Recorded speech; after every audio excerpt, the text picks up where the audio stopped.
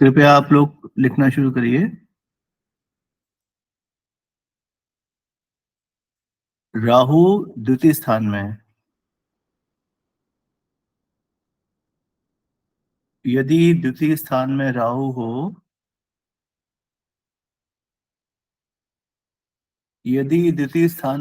हो, तो मनुष्य अस्पष्ट भाषण करता होता है।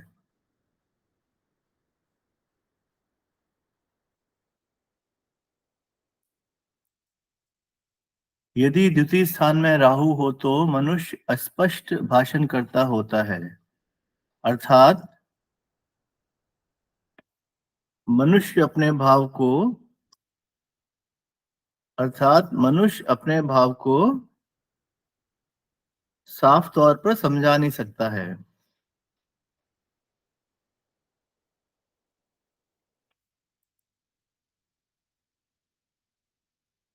अनिता जी, आवाज आ रही है आपको सबकी मेरी?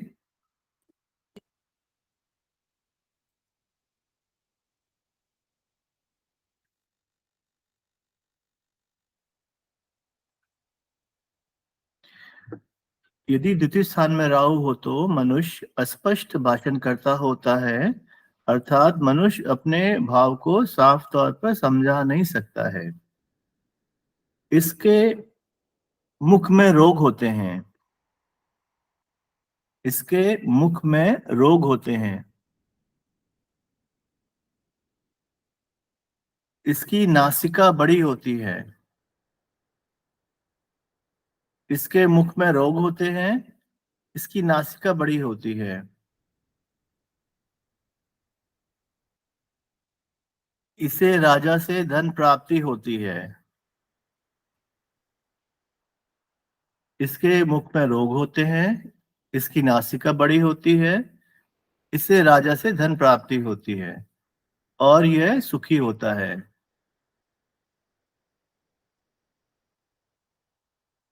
इसके मुख में रोग होते हैं। इसकी नासिका बड़ी होती है। इससे राजा से धन प्राप्ति होती है और यह सुखी होता है। आगे लिखिए। मंत्रेश्वर के अनुसार द्वितीय भावस्थ राहु अशुभ शुभ दोनों प्रकार के फल देने वाला ग्रह है। मंत्रेश्वर के अनुसार द्वितीय भावस्थ राहु शुभ शुभ दोनों प्रकार के फल देने वाला ग्रह है।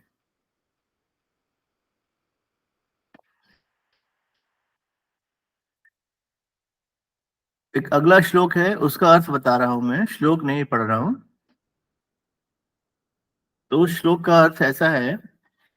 यदि राहु धन भाव में है, तो द्वितीय भाव धन का भाव होता है। यदि राहु धन भाव में हो तो मनुष्य चोरी करने वाला, अभिमानी और अतीव दुखी होता है। यदि राहु धन भाव में हो तो मनुष्य चोरी करने वाला, अभिमानी और अतीव दुखी होता है।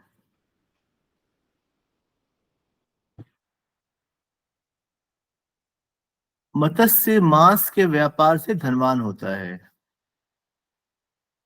मत्स्य मांस के व्यापार से धनवान होता है और यह नीच जनों के घर में रहने वाला होता है।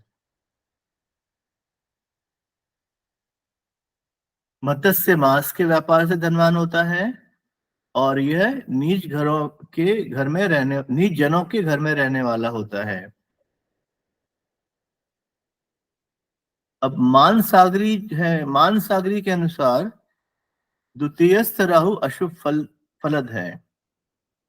तो मान सागरी के अनुसार द्वितीयस्थ राहु अशुभ फल है। आपने लिख लिया हो तो हैंड रेस कर दीजिए प्लीज।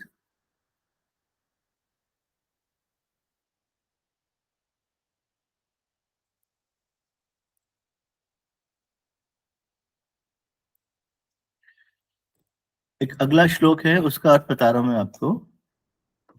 यदि राहु यदि द्वितीय भावस्थ हो, राहु यदि द्वितीय भावस्थ हो तो मनुष्य और वाणी बोलने वाला। सॉरी गुरुजी, समझ नहीं आया। राहु यदि द्वितीय भावस्थ हो तो मनुष्य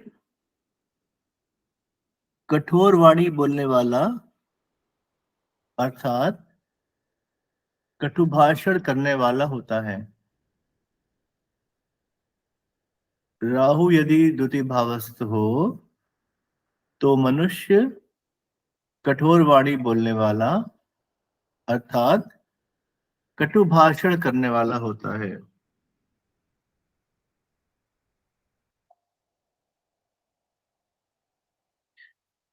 इस भाव का राहु धननाशक है। इस भाव का राहु धननाशक है। मनुष्य दरिद्र और भ्रमण करने वाला होता है। मनुष्य दरिद्र और भ्रमण करने वाला होता है। फिर से बोलता हूं, राहु यदि द्वितीय भाव हो तो, राहु यदि द्वितीय भावस्थ हो तो मनुष्य कठोर वाणी बोलने वाला, अर्थात कटु भाषण करने वाला होता है। इस भाव का राहु धननाशक है। मनुष्य दरिद्र और भ्रमण करने वाला होता है। आगे लिखिए, अटन का तात्पर्य अशांत। अटन का तात्पर्य अशांत और आजीविका के लिए मारे मारे फिरना भी हो सकता है।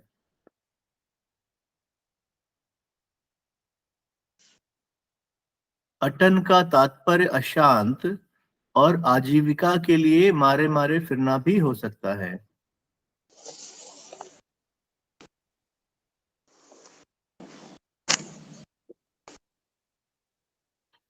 अटन का तात्पर्य अशांत और आजीविका के लिए मारे मारे फिरना भी हो सकता है।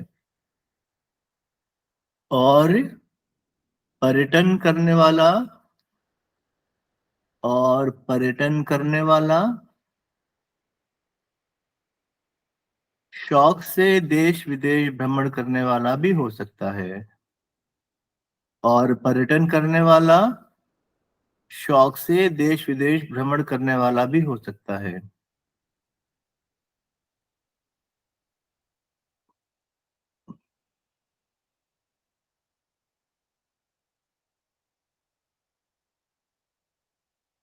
अटन का तात्पर्य अशांत और आजीविका आजीविका के लिए मारे मारे फिरना भी हो सकता है। और पर्यटन करने वाला शौक से देश विदेश भ्रमण करने वाला भी हो सकता है। आगे लिखिए, उसी के आगे, प्रथम तात्पर्य में, प्रथम तात्पर्य में निर्धनता, प्रथम तात्पर्य में निर्धनता, निर्धनता और जीविका राहित्य कारण होंगे। प्रथम तात्पर्य में निर्धनता और जीविका राहित्य कारण होंगे। प्रथम तात्पर्य में निर्धनता और जीविका राहित्य कारण होंगे। और द्वितीय में अतीव धन संपत्ति, और द्वितीय में अतीव धन संपन्नता कारण हो सकती है।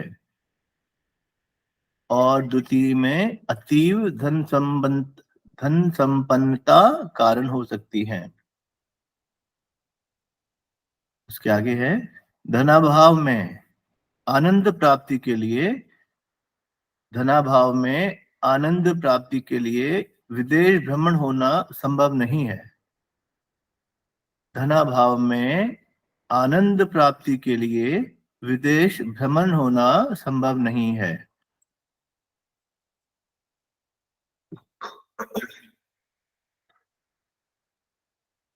इसके आगे एक और श्लोक है जिसका मैं मतलब बता रहा हूं, आप मतलब लिखिए इसका,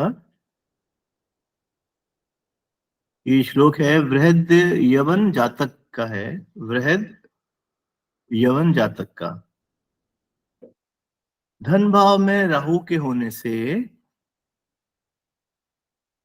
धन भाव में राहु के होने से,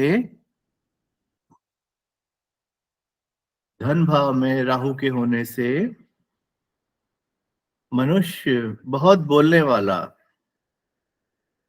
धन भाव में राहु के होने से मनुष्य बहुत बोलने वाला, धन का नाश करने वाला, दरिद्री। धन भाव में राहु के होने से मनुष्य बहुत बोलने वाला, धन का नाश करने वाला, दरिद्री तथा मित्रों की बात ना मानने वाला होता है। धन भाव में राहु के होने से मनुष्य बहुत बोलने वाला, धन का नाश करने वाला, दरिद्री तथा मित्रों की बात ना मानने वाला होता है। आगे लिखिए, बहुत बोलना, अप्रिय बोलना, बहुत बोलना, अप्रिय बोलना।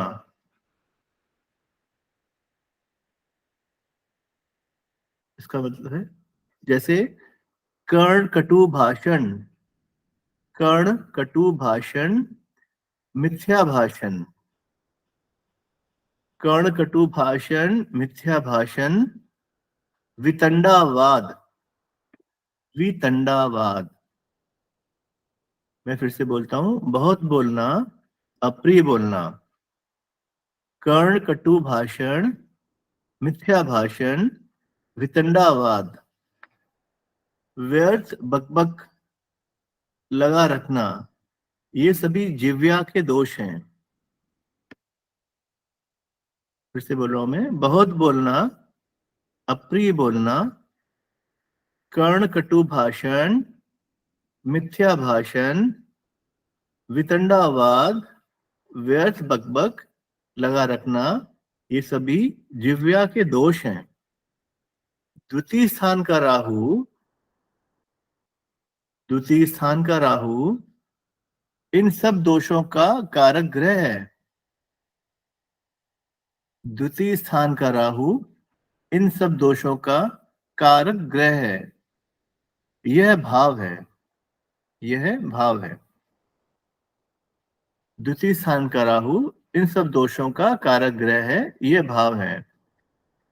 आगे लिखिए, ये दोष हर एक काम की सफलता में रुकावटें और अड़चन डालते हैं। ये दोष हर एक काम, ये दोष हर एक काम की सफलता में, ये दोष हर एक काम की सफलता में रुकावटें और अड़चनें डालते हैं। ये दोष हर एक काम की सफलता में रुकावटें और अड़चनें डालते हैं। आगे लिखिए, मधुर भाषण, मधुर भाषण कार्य सिद्धि में प्रधान साधन होता है। मधुर भाषण कार्य सिद्धि में प्रधान साधन होता है।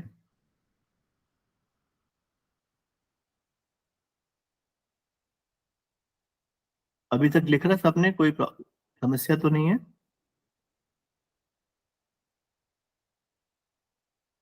ठीक है। गुरु जी एक बात समझ नहीं आई कि इसमें जैसे फर्स्ट लाइन थी कि राजा से धन प्राप्ति होती है, तो कहाँ से समझ में नहीं आई आपको? बस एक लाइन जो समझ में नहीं आई कि राजा से धन प्राप्ति होती है और फिर बाद में सब ये है कि वो धन का नाश करने वाला होता है, तो ये दोनों चीजें कैसे पॉसिबल आप है? अभी लिख लीजिए, जैसे लिखा है वो मैं पढ़ के सुना रहा हूँ, उसके बाद में उसको क्लास के बाद में, रिकॉर्डिंग के बाद में हम देख लेंगे। ठीक है, अभी आप लिख लीजिए।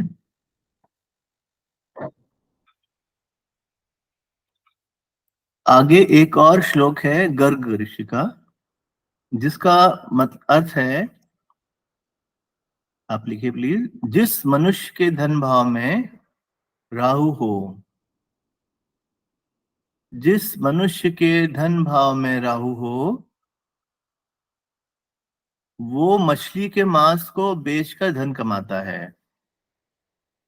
जिस मनुष्य के धन भाव में राहु हो वो मछली के मांस को बेचकर धन कमाता है।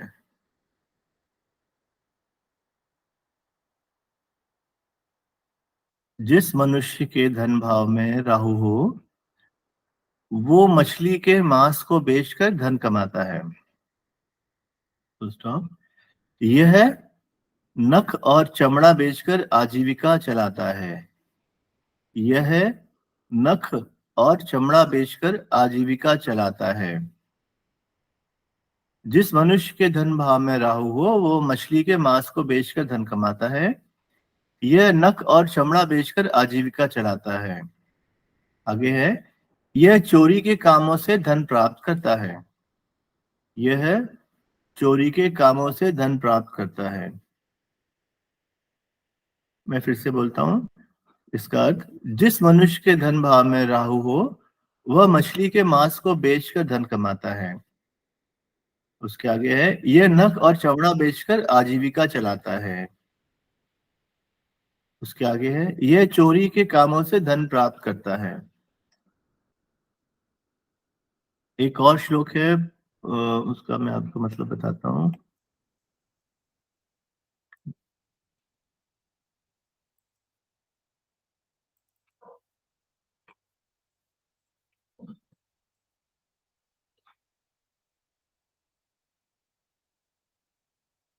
अगला श्लोक का अर्थ लिखिए। जिस मनुष्य के जन्म लग्न से,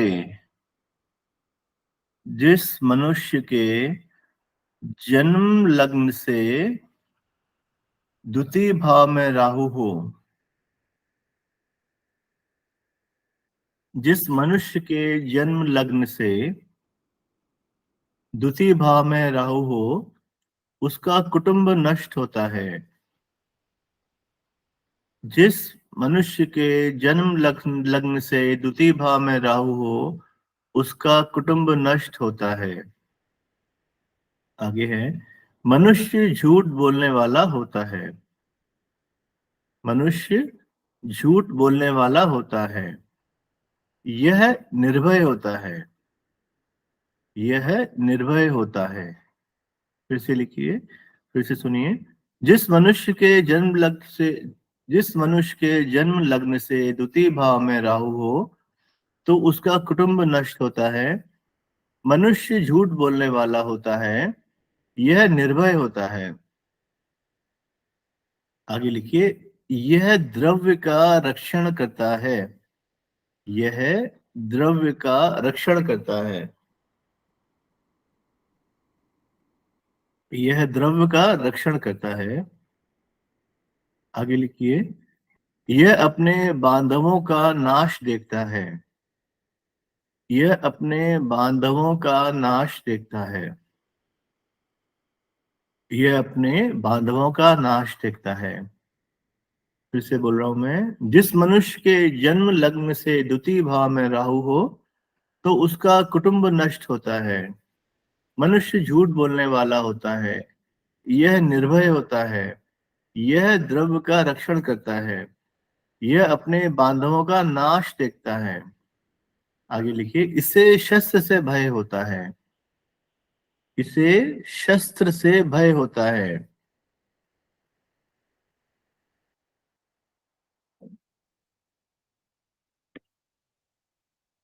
इसे शस्त्र से भय होता है। वह अपने बांधवों का नाश देखता है। इसे शस्त्र से भय होता है। यह दुष्ट लोगों के वश में अवश्य रहता है। यह दुष्ट लोगों के वश में अवश्य रहता है। मैं फिर से पूरा अर्थ बता रहा हूं।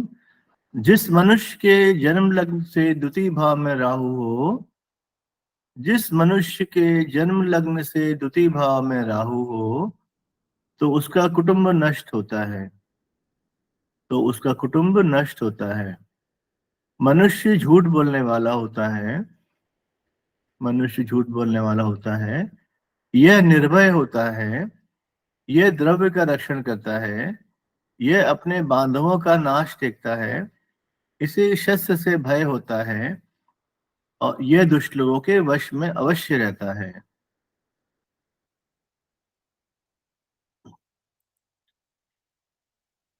सबने नोट कर लिया?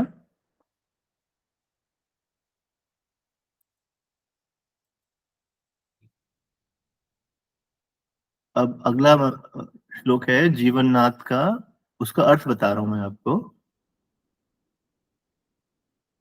जिस मनुष्य के जन्म समय में राहु धन भाव में हो, जिस मनुष्य के जन्म समय में राहु धन भाव में हो,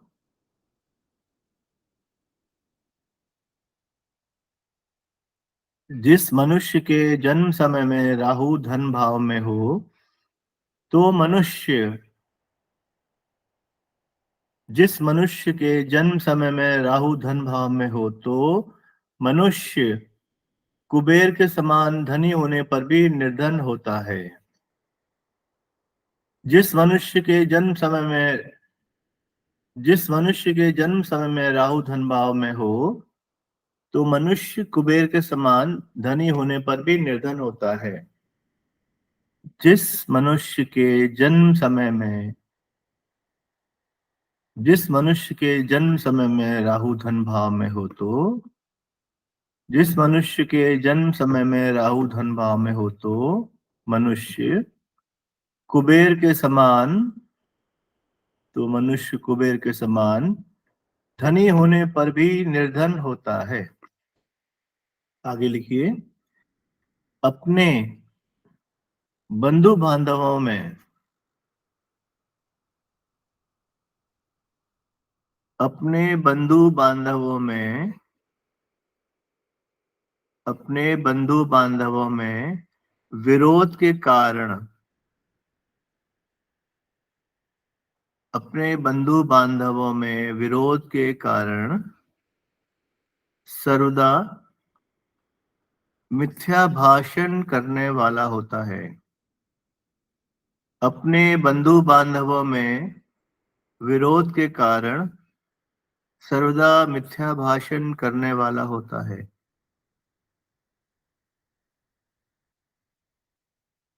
अपने बंधु बांधवों में विरोध के कारण सर्वदा मिथ्या भाषण करने वाला होता है। आगे लिखिए, इसे शत्रु और शस्त्र से भी भय होता है। इसे शत्रु और शस्त्र से भी भय होता है। इसे शत्रु तथा शस्त्र से भी भय होता है। आगे लिखिए, ये निर्भीक बुद्धि वाला, यह निर्भीक बुद्धि वाला, यह निर्भीक बुद्धि वाला पराधीन, यह निर्भीक बुद्धि वाला पराधीन तथा दुर्जनों के कारण, यह निर्भीक बुद्धि वाला पराधीन तथा दुर्जनों के कारण कठिन राजदंड भी पाता है। यह निर्भीक बुद्धि वाला पराधीन तथा दुर्जनों के कारण कठिन राजदंड भी पाता है। मैं फिर से पूरा अर्थ बता रहा हूं। जिस मनुष्य के जन्म समय में, जिस मनुष्य के जन्म समय में राहु धन भाव में हो, तो जिस मनुष्य के जन्म समय में राहु धन भाव में हो, तो मनुष्य कुबेर के समान धनी होने पर भी निर्धन होता है।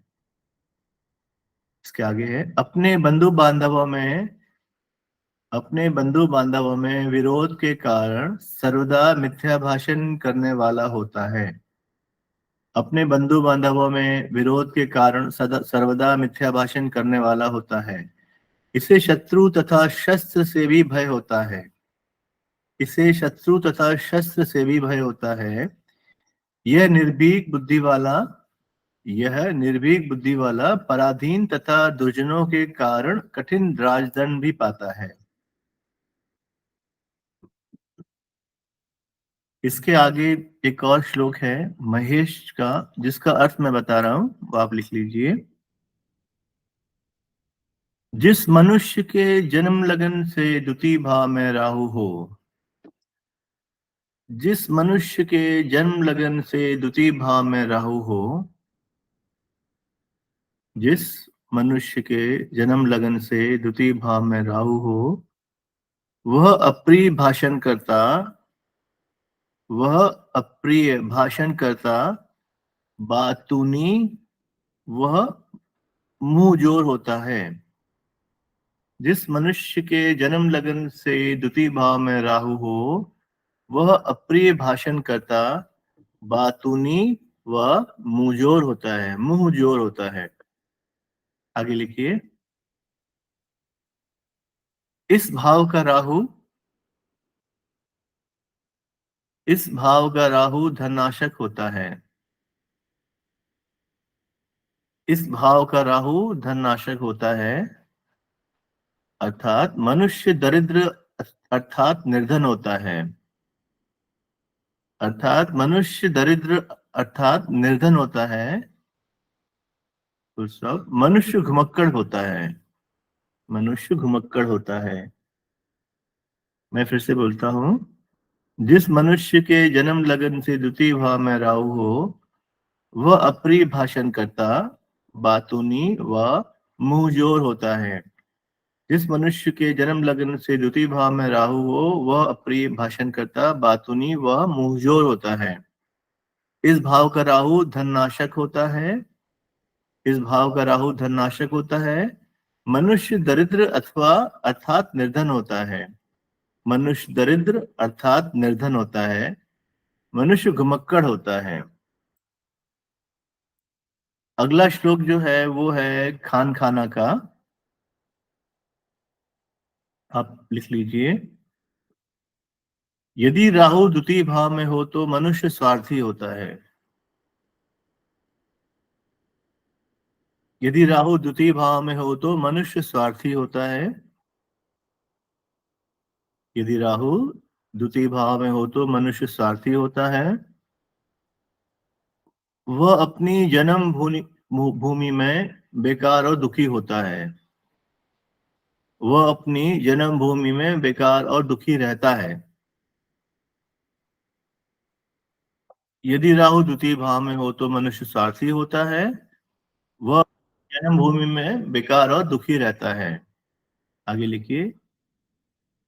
किंतु यदि परदेश जाता है तो धनी होता है। किंतु यदि परदेश जाता है तो धनी होता है। मैं फिर से बोलता हूं। यदि राहु द्वितीय भाव में हो तो मनुष्य स्वार्थी होता है। वह अपनी जन्मभूमि में बेकार और दुखी रहता है। यदि राहु द्वितीय भाव में हो तो मनुष्य स्वार्थी होता है। वह अपनी जन्मभूमि में बेकार और दुखी रहता है। किंतु यदि परदेश जाता है तो धनी होता है। आगे लिखिए। धन भाव का राहु, धन भाव का राहु मनुष्य को, धन भाव का राहु मनुष्य को धन उपार्जन करने में, धन भाव का राहु मनुष्य को धन उपार्जन करने में परदेश में सहायक होता है। धन भाव का राहु मनुष्य को धन उपार्जन करने में परदेश में सहायक होता है, किंतु स्वदेश में वित्तहीन तथा दुखी रहता है। किंतु स्वदेश में वित्तहीन तथा दुखी करता है। मैं फिर से बोलता हूं इसको। धन भाव का राहु मनुष्य को धन उपार्जन करने में परदेश में सहायक होता है। धन भाव का राहु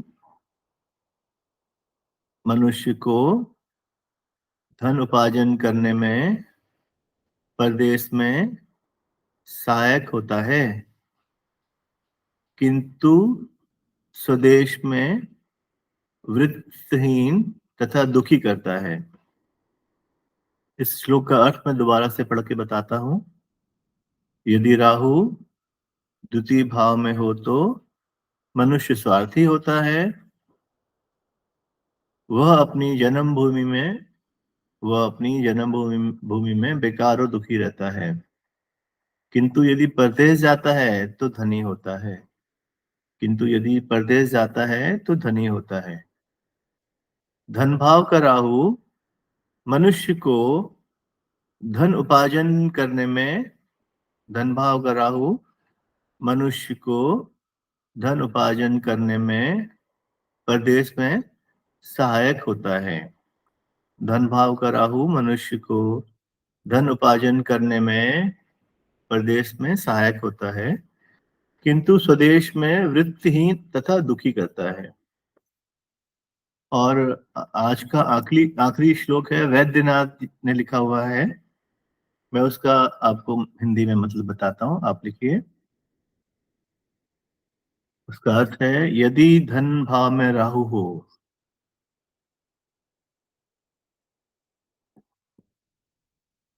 यदि धन भाव में राहु हो तो मनुष्य का बहुत विरोध होता है। यदि धन भाव में राहु हो तो मनुष्य का बहुत विरोध होता है। यदि धन भाव में राहु हो तो मनुष्य का बहुत विरोध होता है। द्वितीय भाव का राहु हो, इसके आगे है, द्वितीय भाव का राहु हो तो मनुष्य, द्वितीय भाव का राहु हो तो मनुष्य किसी भी काम करने को उद्यत रहता है। द्वितीय भाव का राहु हो तो मनुष्य किसी भी काम को करने को उद्यत रहता है। मैं फिर से बोलता हूं, यदि धन भाव में राहु हो तो मनुष्य का बहुत विरोध होता है। यदि धन भाव में राहु हो तो मनुष्य का बहुत विरोध होता है। द्वितीय भाव का राहु हो तो मनुष्य किसी भी काम को करने को उद्यत रहता है। इसके आगे लिखिए, इसके रास्ते में, इसके रास्ते में भारी रुकावटें आती हैं। इसके रास्ते में भारी रुकावटें आती हैं। इसके रास्ते में भारी रुकावटें आती हैं और सफल होने के लिए, और सफल होने के लिए एड़ी चोटी का जोर लगाना पड़ता है। और सफल होने के लिए एड़ी चोटी का जोर लगाना पड़ता है। इसके रास्ते में भारी रुकावटें आती हैं और सफल होने के लिए एड़ी चोटी का जोर लगाना पड़ता है। मैं इस अर्थ को दोबारा बोलता हूं, यदि धन भाव में राहु हो तो मनुष्य का बहुत विरोध होता है। यदि धन भाव में राहु हो तो मनुष्य का बहुत विरोध होता है। द्वितीय भाव का राहु हो तो मनुष्य किसी भी काम करने को उद्यत रहता है। द्वितीय भाव का राहु हो तो मनुष्य किसी भी काम करने को उद्यत रहता है। इसके रास्ते में भारी रुकावटें आती हैं। इसके रास्ते में भारी रुकावटें आती हैं और सफल होने के लिए एड़ी चोटी का जोर लगाना पड़ता है। और सफल होने के लिए एड़ी चोटी का जोर लगाना पड़ता है।